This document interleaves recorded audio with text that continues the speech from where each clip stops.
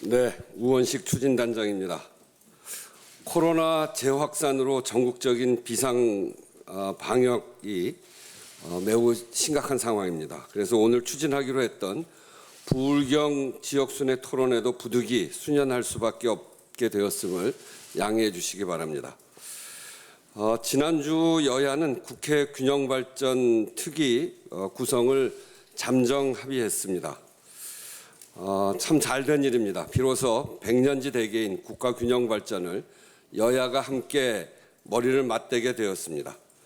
추진단은 행정수도 완성과 국가균형발전을 위한 절차와 과제 등 모든 것을 여야 합의로 추진하겠다고 거듭 강조한 바 있습니다.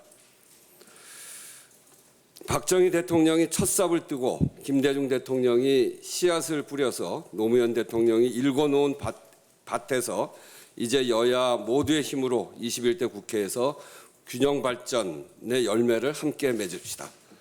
추진단은 국가균형발전 특위의 구체적인 구성과 세부 과제 등 여야 합의를 뒷받침하기 위한 논의에 즉각 착수하겠습니다. 균형발전 특위의 방향에 대한 추진단의 기본 입장은 세 가지입니다. 첫째, 특위는 수도권 비대화와 지방 소멸로 대비되는 지난 시기 국토 불균형 발전 전략을 근본적으로 재검토해야 합니다. 수도권 1극 체제를 메가시티 등 다극 체제로 전환해서 지방을 되살릴 방안을 찾아야 합니다. 둘째, 행정수도 이전은 16년간 누적된 행정 비효율을 해소하고 새로운 균형발전 전략의 시발점입니다. 다만 국회 청와대 이전 여부와 방식은 전적으로 국민의 의사와 합치되어야 하며 여야 합의에 의해 결정되게 될 것입니다. 셋째, 행정수도 완성으로 비워진 서울의 비전과 구상을 세우는 일 역시 중요합니다. 서울이 홍콩의 지위를 대체하고 다국적 기업의 전진 기지가 되며 국회를 4차 산업혁명의 캠퍼스로 만드는 등 서울이 기술과 혁신으로 거듭나도록 해야 합니다. 수도 서울의 위상을 글로벌 경제 수도로 확고히 하기 위한 방안을 특위가 함께 만들어냅시다. 추진단은 앞으로 코로나 상황을 감안해서 지역순회 토론회를 진행하면서 본격적으로 특위 구성과 추진에 총력을 다하겠습니다. 감사합니다. 안녕하세요. 김영배 기획분과장입니다. 국토의 균형발전과 행정수도 완성을 위한 국회 국가균형발전 특위에 소속한 구성을 다시 한번 촉구합니다. 9월 중 특위를 구성해서 논의를 시작합시다. 차분히 준비하고 충분히 토론해서 그 결과를 정기국회 마무리와 함께 국민께 보고 드릴 수 있어야 할 것입니다. 특위는 국회에서의 정치적 합의는 국민적 합의의 지렛대이고 핵심 디딤돌이 될 것입니다. 국회가 합의한다면 첫 번째로 행정수도 완성의 수준, 즉 국회와 청와대를 포함한 기관 이전의 속도와 범위를 결정할 수 있을 것입니다. 둘째, 행정수도 완성의 방법, 즉 국민투표, 개헌, 입법 등 국민적 합의의 방법을 결정할 수 있을 것입니다.